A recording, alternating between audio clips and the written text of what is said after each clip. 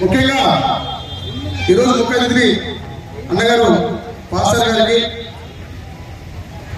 ఈ కార్యక్రమ రూపకర్త మా అన్న శివరామకృష్ణ గారికి, మిత్రుడు తాగేశ గారికి, మా తమ్ముడు దాసగారి కులాల్ గారికి, వేదిక ఉన్నటువంటి పెద్దలకి, బహుజన చైతన్య వేదిక సభ్యులైనటువంటి బాబు గారికి, వెంకటేశ్వర గారికి, మరి రవి గారికి, మిగిలిన సభ్యులని కూడా ఈరోజు నేను శుభాకాంక్షలు ధన్యవాదాలు తెలియజేస్తున్నా.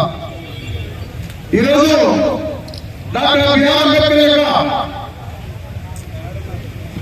130వ జయంతి పురస్కరించుకుని పెద్ద ఎత్తున బహుజన చైతన్య వేదిక ఆధ్వర్యంలో పెళ్లిగొండ కేంద్రంగా ఇంతమంది ప్రయాణికులు, అంబేద్కర్ వారసులు, ప్రజాస్వామ్యవాదులు, బహుజనవాదులు రావడమని చాలా మంచి సూచిక, మంచి పరిణామాన్ని సందర్భంగా చేస్తున్నా. డాక్టర్ బిఆర్ అంబేద్కర్ గురించి మనం చెప్పుకోవాలంటే మన జ్ఞానం గురించి చర్చించుకోవాలని పరిస్థితి, మన జ్ఞానం గురించి మాట్లాడుకోవాలంటే అంబేద్కర్ గురించి మాట్లాడడం సరిపోతుంది. ఒక మన బహుజనులందరినీ కూడా ఒక దిక్సూచి డాక్టర్ బిఆర్ అంబేద్కర్, సిగరెలో ఉన్న వాళ్ళకి వెలుగు డాక్టర్ బిఆర్ అంబేద్కర్, అజ్ఞానులకు విజ్ఞానంగా కంటే డాక్టర్ బిఆర్ అంబేద్కర్. అంతేకాదు బడుగు కలిగిన మనందరికీ కూడా ఈ రోజు ఇంత స్వేచ్ఛగా రోడ్లు తిరుగుతున్నామంటే, ఇంత మంచి బట్టలు వేస్తున్నామంటే, కాలంలో తిరుగుతున్నామంటే, లేదా అసెంబ్లీలో పోతున్నామంటే, పార్లమెంట్కి వెళ్తున్నామంటే, సర్పంచ్గా మనం పరిపాలన చేస్తున్నామంటే డాక్టర్ బిఆర్ అంబేద్కర్ ఒక్కరే కాదు. డాక్టర్ బిఆర్ అంబేద్కర్ ఒక్కరే కాదు ఎదుగుతున్నామంటే డాక్టర్ బిఆర్ అంబేద్కర్ లేకపోతే ఎస్సీ ఎస్టీ బీసీ మైనారిటీలందరూ కూడా ఇంకా ఇంకా ఇంకా ప్రజల్లో పల్లెల్లో మనం ఇంకా ఎదుగుబడి ఎవరో చెప్పిన చేసుకుంటూ, కూలి పని చేసుకుంటూ, వాళ్ళు కాళ్ళు తీసుకుని చేతులు చేసుకుంటూ ఇంకా బతికే పరిస్థితి. డాక్టర్ బిఆర్ అంబేద్కర్ ఇలాంటివన్నీ గమనించారు కాబట్టి ఉన్నత విద్య కోసం విదేశాలలో తన కుటుంబాన్ని త్యాగం చేసి, తన ఆరోగ్యాన్ని త్యాగం చేసి 50 సంవత్సరాలకు పంపించాలంటే డాక్టర్ బిఆర్ అంబేద్కర్ మన దేశం గురించి, ఈ పలు వర్గాల ప్రజల గురించి, ఈ పీడిత వర్గాల గురించి ఎంతగా ఆలోచించారో, ఎంతగా మొదలుపడ్డారో, ఎంతగా వేదన చెందారో మనం అర్థం చేసుకోవాలి. డాక్టర్ బిఆర్ అంబేద్కర్ అంటే నువ్వు, నేను, మనందరం కూడా డాక్టర్ బిఆర్ అంబేద్కర్ వారసుగా చెప్పడానికి గర్వంగా ఫీల్ అయ్యాం. ఎందుకంటే డాక్టర్ బిఆర్ అంబేద్కర్ అనేవాడే లేకపోతే ఈ రోజు పాఠశాలలో కూడా నాగేసి ఎమ్మెల్యే వాడు, లేకపోతే ఎంపీ వాడు, లేకపోతే జిల్లా పరిషత్ చైర్మన్ అంటే దానికి కారణం డాక్టర్ బిఆర్ అంబేద్కర్. ఒకవేళ ఎన్టీఆర్ గారు జిల్లా పరిషత్ చైర్మన్ స్థానిక సంస్థలో రిజర్వేషన్ ఇచ్చుకోవచ్చు. ఆ రిజర్వేషన్ ఇవ్వడానికి కారణం డాక్టర్ బిఆర్ అంబేద్కర్ గారు ముఖ్య కారణం. లేకపోతే ఈ రోజు అమెండ్మెంట్ చేయడానికి ఎన్టీఆర్ కూడా అవకాశం లేకుండా డాక్టర్ బిఆర్ అంబేద్కర్ రాజ్యాంగం రాయకపోతే ఆ అవకాశం కూడా మన రాజ్యాంగంలో ఈ ఉన్నత వర్గాలు కల్పించే కారణం విషయాన్ని ఇక్కడ నేను చెప్పదలుచుకున్నా. Doctor BR Ambedkar SC ST BC మైనారిటీలకి, మహిళలకి అందరికీ రిజర్వేషన్లు దాంట్లో పొందుపరిచారు కాబట్టి, అమెండ్మెంట్ చేసుకునే కూడా అవకాశం ఇచ్చారు కాబట్టి డాక్టర్ బిఆర్ అంబేద్కర్ రాజ్యాంగ నిర్మాణాన్ని అమలు చేస్తున్నారు. కాబట్టి మన ఎన్టీఆర్ రామారావు గారు మన బీసీ ఎస్సీ ఎస్టీ మైనారిటీలకు కూడా చట్టసభల్లో, స్థానిక సంస్థల్లో రిజర్వేషన్ చెప్పేసి ఆ రోజు మనకి ఇచ్చారు. కాబట్టి పాపన్న గారు కూడా జిల్లా పరిషత్ చైర్మన్ గారు ఆ విషయం అన్నగారు చెప్పారు.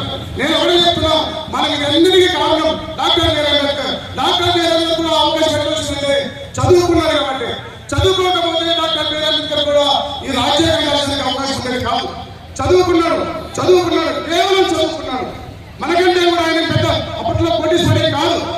కేవలం ఆయన ఉన్నటువంటి ఈ సమాజం పట్ల, ఈ పీడిత వర్గాల పట్ల ఏదో చేయాలనే కసి ఉంది కాబట్టి డాక్టర్ బిఆర్ అంబేద్కర్ గారు ఆ రోజు బళ్ళేకి రానికుండా బయట కూర్చొని చదువుకున్నాడు, గుళ్ళేకి రానికుండా బయట దేవుడి ముక్కని చదువుకున్నాడు. ఈ రోజు ఆయనే ఒక దేవుడు అయినాడు. ప్రపంచ దేశాలను కూడా దాదాపుగా పోయిన సంవత్సరంలో 132 దేశాలు ఆయన బర్త్డే సెలబ్రేషన్ చేశాయి. ఐక్యరాజ్య సమితిలో ఆయన బర్త్డే సెలబ్రేషన్ ని ప్రపంచ విజ్ఞాన దినోత్సవంగా ప్రకటించిందంటే డాక్టర్ బిఆర్ అంబేద్కర్ ఈ ప్రపంచంలోనే గొప్ప మేధావి ఖచ్చితంగా చెప్పగలను. డాక్టర్ బిఆర్ అంబేద్కర్ ఈ రోజు ప్రపంచంలోనే మేధావి మన జిల్లాలో ఐక్యరాజ్య సమితి చెప్పింది, ప్రపంచ దేశాలు చెప్పింది. ఒక లండన్ లైబ్రరీలో డాక్టర్ బిఆర్ అంబేద్కర్ యొక్క ఒక ప్రతిమ వాళ్ళు ప్రతిష్ఠించుకున్నారంటే డాక్టర్ బిఆర్ అంబేద్కర్ యొక్క గొప్పతనం మనం తెలుస్తుంది. మన దేశంలో డాక్టర్ బిఆర్ అంబేద్కర్ దళిత వర్గాల నాయకుడు అంటాం, పీడిత వర్గాల నాయకుడు అంటారు. ఎవరైనా చెప్పింది మీకు పీడిత వర్గాల నాయకుడికి? ఎవరు చెప్పారు మీకు? డాక్టర్ బిఆర్ అంబేద్కర్ పీడిత వర్గాల నాయకుడు కాదు. ఈ ప్రపంచ మేధావి, ప్రపంచ నాయకుడు, ఈ దేశానికి నాయకుడు, అన్ని వర్గాలకు నాయకుడు. డాక్టర్ బిఆర్ అంబేద్కర్ 80% ఉన్నటువంటి ఈ ఎస్సీ మైనారిటీలకి 50% రిజర్వేషన్ ఇస్తే 20%కి 50% ఇచ్చిన మహనీయుడు డాక్టర్ బిఆర్ అంబేద్కర్. అలాంటి నాయకుడికి మీరే కాదు ఒక కులానికి నాయకుడని, ఒక మతానికి నాయకుడు, ఒక ప్రాంతానికి నాయకుడని. ఆయన పేద వర్గాల నాయకుడు కాదు, అన్ని వర్గాల నాయకుడు. ఆ వర్గాల్లో పుట్టినాడు కాబట్టి ఎక్కువ భాగం పీడిత వర్గాలు కాబట్టి మనకి ఎక్కువ ఇవ్వాలని, ఎక్కువ హక్కులు ఇవ్వాలని చెప్పేసి అలా పోరాడి అలా సాధించాడు తప్ప ఆయన ఎప్పుడు ఒక వర్గం కోసమో ఒక ప్రాంతం కోసమో పోరాటం చేసిన వ్యక్తి కాదు. ఈ దేశం ఆర్థికంగా, సామాజికంగా, రాజకీయంగా అన్ని రంగాల్లో ముందుకెళ్ళాలి, ప్రపంచంతో పోటీ పడాలని చెప్పేసి డాక్టర్ బిఆర్ అంబేద్కర్ అన్ని వర్గాలకి, అన్ని ప్రాంతాలకి, అన్ని రాష్ట్రాలకి సమాన హక్కులు, అవకాశం కల్పించి పొందుపరిచారు. కాబట్టి ఈ రోజు భారతదేశం రాజ్యాంగం ప్రపంచంలో మీరే రాజ్యాంగం అన్నిటికంటే కూడా చాలా గొప్ప లిఖిత రాజ్యాంగంగా ఈ రోజు ప్రపంచంలో కీర్తించబడుతోంది. ఇంత పెద్ద లిఖిత రాజ్యాంగం ప్రపంచ దేశాల్లో ఎక్కడ లేని విషయాన్ని ఈ సందర్భంగా తెలియజేస్తున్నారు. డాక్టర్ బిఆర్ అంబేద్కర్ అంటే ఆయన ఎవరి శిక్షణ కంటే ఎక్కైనవాడు. ఆకాశం ఎంత ఉందో, భూమి ఎంత ఉందో, ఈ సముద్రం ఎంత ఉందో అన్నిటికంటే మించిన గొప్ప వ్యక్తి, అంత మేధావి డాక్టర్ బిఆర్ అంబేద్కర్ అనే విషయాన్ని తెలియజేస్తున్నారు.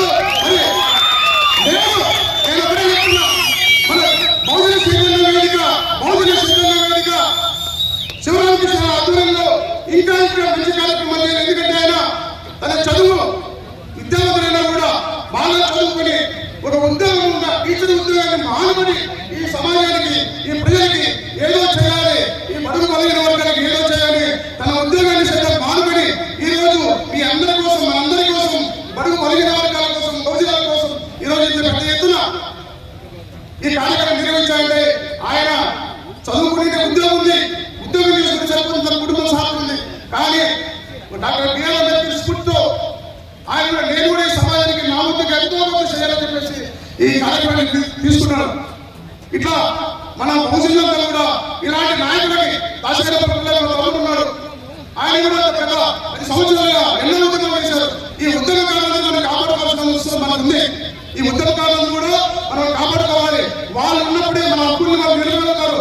లేదంటే ఇప్పుడు పరిపాలన చేస్తున్నట్టు ఇలాంటి ప్రభుత్వాలు మన హక్కులను ఒక్కొక్కటి కాపాడాల్సినప్పుడు వీళ్ళు సొక్క పట్టుకొని నిలదీసి మన హక్కుల్ని కాపాడాలో ఇలాంటి బహుజన శక్తులు కావచ్చు, ఎస్సీ కావచ్చు, ఏ సంఘమైనా సరే గట్టిగా నిలబడి నిలదీసి సొక్క పట్టుకొని అడిగడానికి అవకాశం ఉంటుంది. కాబట్టి మనం పార్టీలలో ఉండొచ్చు, ఉన్నాం, ఎవరు పార్టీలో ఉన్నాం, కానీ హక్కుల కోసం పోరాడేటువంటి మన నాయకుల్ని మనం కాపాడుకోవాలా, అండగా ఉండాలా, వాళ్ళకి తోడుగా ఉండి మనం నిలబడి వాళ్ళకి పోరాటం చేసి వాళ్ళకి శక్తినిస్తే వాళ్ళకి ఖచ్చితంగా మన తరపున పోరాడి ఈ రోజు మనకు ఉన్నటువంటి హక్కులన్నీ కూడా కాపాడుతున్న విషయాన్ని తెలియజేస్తూ నాకు ఈ అవకాశం బహుజన శక్తుల మీదుగా నాయకులు, కార్యకర్తలు అందరికీ ముఖ్యంగా